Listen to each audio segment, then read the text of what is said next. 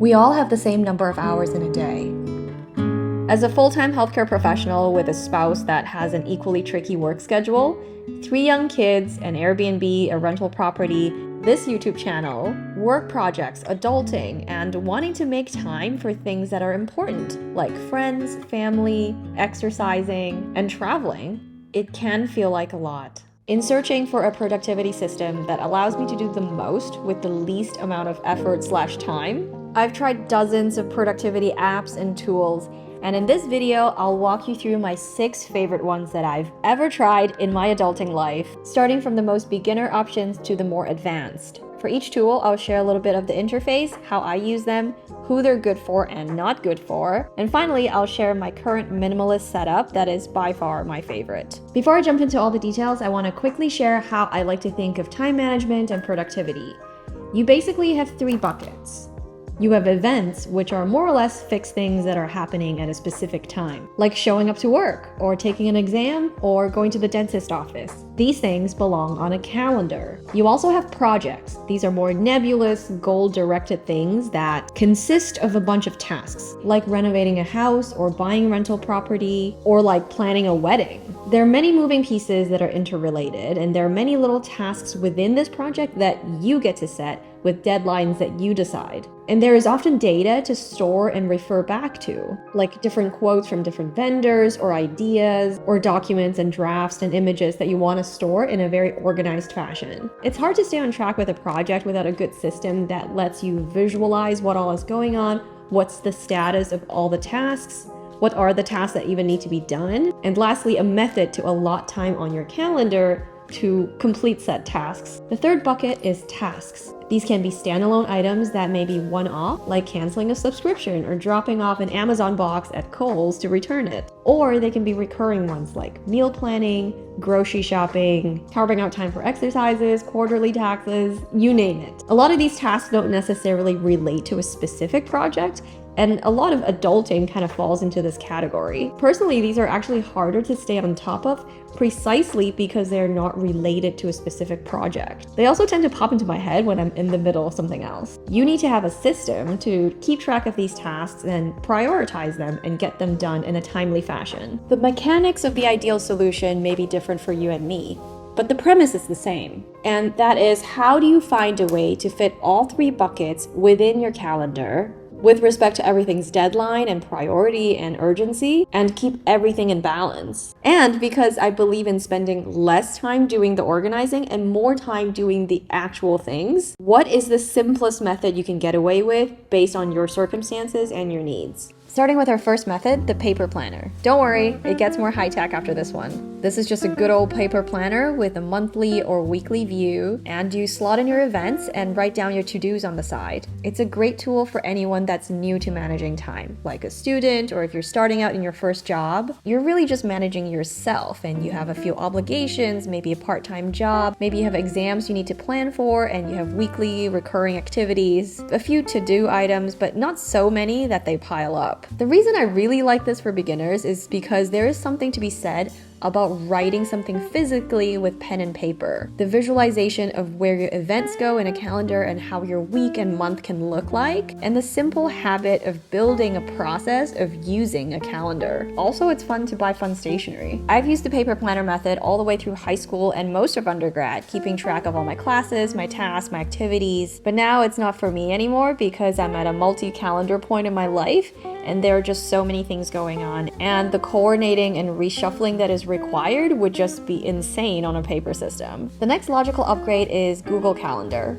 Or you can use any other calendar app, but this just tends to be the most easy and most universal for sharing purposes. It's completely free. I think you're all familiar with this already. My favorite thing about this is just the shareability. So if you have a partner and you need to access their schedule and kind of plan around their work as well, it's super easy to do here. As you can see on my calendar, we have 5 color codes, 1 per person, and I love that my husband can also edit the kids' schedule because trust me, you don't want to own calendar management all by yourself. For beginners too, this is great because is you don't have to remember to bring a physical planner with you. You can literally access this on your phone, on your laptop, really anywhere. I switched to using Google Calendar at some point during my doctorate training when I was getting more involved with activities in school and a part-time job, in addition to like professional development things and fun things. The only caveat about this that I don't like for some people is screen-related self-discipline. This is not personally an issue, but if you're someone that on your way to checking calendar, you would be tempted to scroll TikTok for 10 minutes, then you may be better off building that time management habit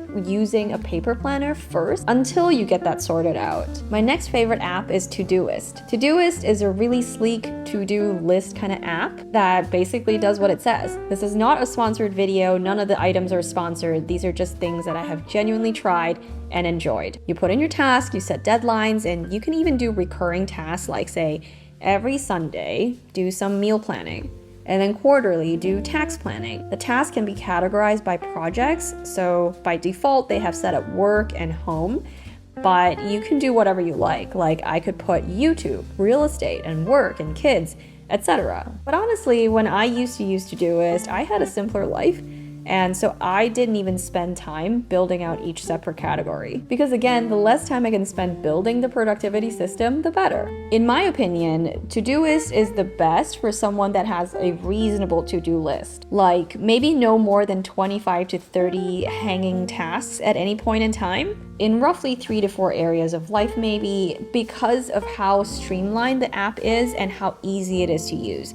You're not wasting time setting up the tool, it's pretty much ready to go. It is almost like a really organized alternative to having a really long sticky note that can follow you wherever you go. And if you prefer to see your tasks in a Kanban board kind of style, it can also be configured that way. Now, they do have a pro plan with more advanced features for $48 a year, which isn't bad. The biggest draw on their paid plan is their reminder feature. So for example, you can set location-based reminders for when you're at the grocery store, remind yourself to get a list of things. Or it can be time-based reminders, because that is part of the struggle, right? Remembering to even look at the to-do list, to be aware of the things that are due. You also get more projects with the Pro plan and more AI filters to help you sort existing tasks, guests you can invite, so that if you're like planning a trip, planning a wedding, you can include your spouse in your to-do list. I'll link this below if you're interested in trying it. I personally no longer use Todoist because my to-dos are kind of getting quite complex and quite project-based, and I'm totally going over the 5 project limit, which then led me to Trello and Asana. These are more project management systems than straight up to-do list. And in many ways, these two are very similar. I've somehow adapted Trello to be more life stuff and Asana is more side hustle stuff, but it really doesn't have to be that way. Let me show you around my Trello first. I personally really like the colors and personalization that you get on the Trello backgrounds. And so within Trello, you have different workspaces. I've got life and work and travel, and then 2 of us is a shared space with my husband. Within each board, the default is a Kanban style organization. So this board is food, which is where I keep a bunch of recipes that I've made. I don't know about you, but like I love food and I want to keep recipes that I've tried. Some are not worth saving that I look up, but some are really good and I want to save it along with edits that I've done to it, because oftentimes I deviate from the recipe. So for example, scallops with brown butter, I link the recipe in the card itself, and I add the attachment picture here as a link just so I can visually see all of my mouth-watering recipes when I open this board. And I leave some notes here for myself in the description. So this comment makes me think I've probably made some mistakes in this recipe before. And if you're thinking, how does this do you any good to just have a list of recipes? Well, this is where the Trello automation tool comes in. It's called Butler. And as I browse the list and I look at recipes, I identify what I want to make next week, for example. I can put in a due date. And Butler, which is basically running automation logic in the background, it scans the board for all these dates that are due within the next 5 days, and it makes a copy of this card to my next 5 days board. I don't use this as my main to-do list anymore, as you can see on the dates, but this would be one way you could use Trello as your project management system and also an organized to-do list. Another example was when we custom built our house. It was a lot of information in addition to the task, like picking out exterior colors or talking to the bank and talking to different vendors, getting quotes. This was a really good place to keep track of everything, know what stage each item is at, and be able to reference whenever. Like, I still come back to see what the paint colors are in case I need to repaint something or when I'm shopping for new furniture. And then similar to the food board, by adding dates and Butler, you can make it into a to-do list. The last great use case I want to share is travel planning because, for example, Montreal, we started this restaurant wish list, and then we prioritized the restaurants we wanted to go to into like a primary ones, which are the ones we really wanted to go for sure, and then kind of a secondary list of restaurants we would like to try if we have time. And then we built out each day of the trip, what activities we wanted to do, and what would make sense from a travel and itinerary standpoint to fit in like which restaurants. I love that we had to time the naps here, my goodness. This was a trip with a baby and a toddler. It was something. And yeah, building it out like this makes it so much easier, like after knowing the general geography of where we're going, to slot in the restaurants and I guess maximize the whole trip experience. And in case something doesn't work and we need a change of plans, it's also super easy to just drag the cards around and rearrange everything. It's also really easy to share with others who are also on the trip. Moving on to Asana, which is basically the same concept. I do find it to be a little bit more minimalist and there's no background pictures, which is why I think I use it for more businessy things like real estate and YouTube. As an example, this is my board for YouTube things. I have all my rough concepts slotted by date and it's all under the calendar section. Nothing here is actually set in stone. I know I say calendar, which makes it sound like a really official content calendar, but this allows me to visualize what my content calendar could look like and what is in the mix of topics. I know I kind of have a mixed bag of audience and I do some Airbnb stuff, some travel stuff. Well, you know, I can mix it up. And I know perhaps this is not the most optimal for algorithm purposes, but it feels true to myself and this is more sustainable from a long-term standpoint. But anyway, I script the videos within here because it's a little more organized than say just Google Docs. And having this calendar of due dates here helps me visualize when I need to do what and how that relates to other things that are happening in my life. And also when brands reach out about partnerships, then I have a better sense of what I'm about to talk about and whether they would be a good fit. Further down, I also keep a tally of other ideas as they come up, just kind of separated by category, and I table them until I want to explore further and actually write the script. As another example, I made a board for our long-term rental. It worked really well for keeping track of what task I need to do and what the progress was on those. I could assign them to my husband, and also when I have another property to set up for a similar purpose, I can just duplicate this board and use that as a starting point. For both of these project management systems, I think they're great for anyone with more complex projects that aren't just a bunch of tasks. And there's a sequence of events and a timeline. I think a proper project management system kind of like this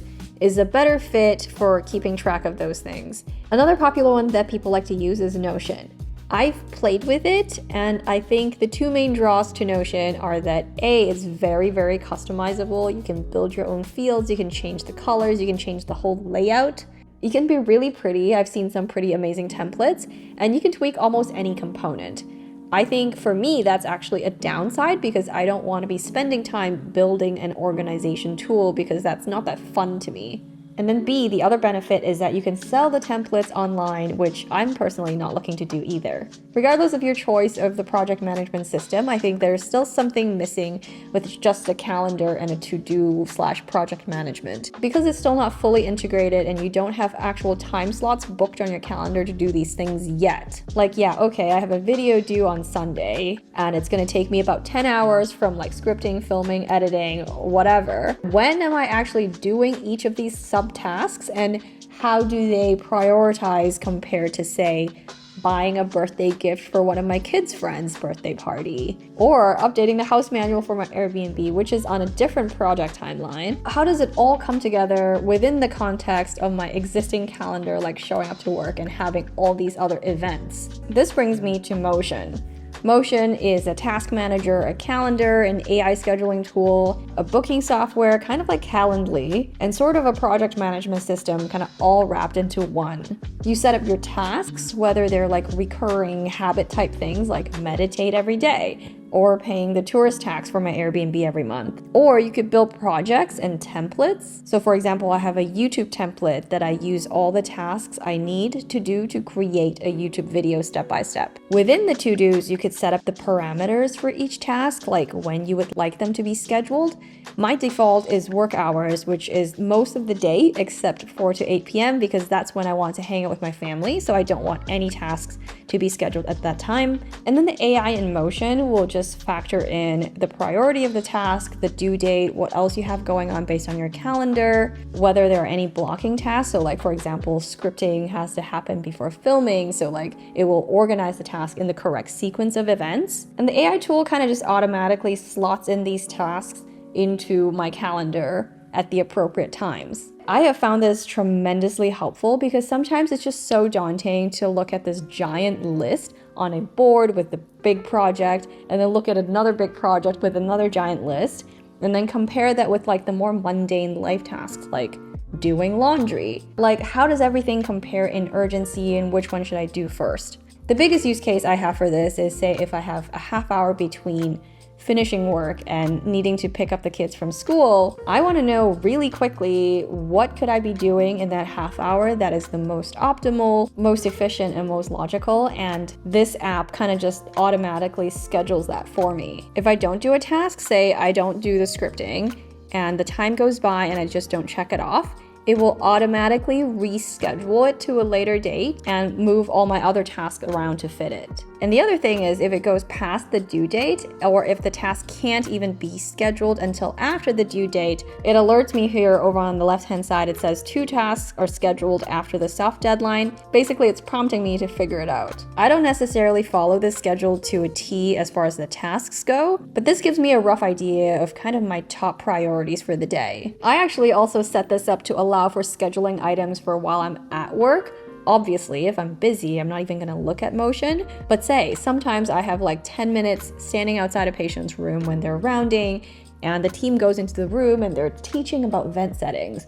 I'm not necessarily going to be part of that discussion, so I just have this time hanging out outside a patient's room, and I can pull this up and be like, oh yeah, I need to meal plan while I'm just standing here. As far as who is this for, I'd say anyone who has kind of outgrown your traditional to-do list and whatever to-do system that you have. You're juggling quite a lot, you have a crazy schedule, and there's a lot of variability from day to day. And at any moment, you can be doing 20 different things, and it's a little overwhelming to decide which thing to do first and which would be the most efficient way to do it. Basically, you want to spend less time thinking about and organizing what to do with your time and how to complete your tasks, but rather just doing those tasks and getting everything done. This is fantastic. Before I started using Motion, I was kind of nearing the point of thinking, should I hire a personal assistant? Like, can they help me? What can I have them do? What's the cost of having someone a couple hours a week just to kind of keep everything afloat? And I'm glad I tried this app instead because it can do some of those arrangement type things that I would have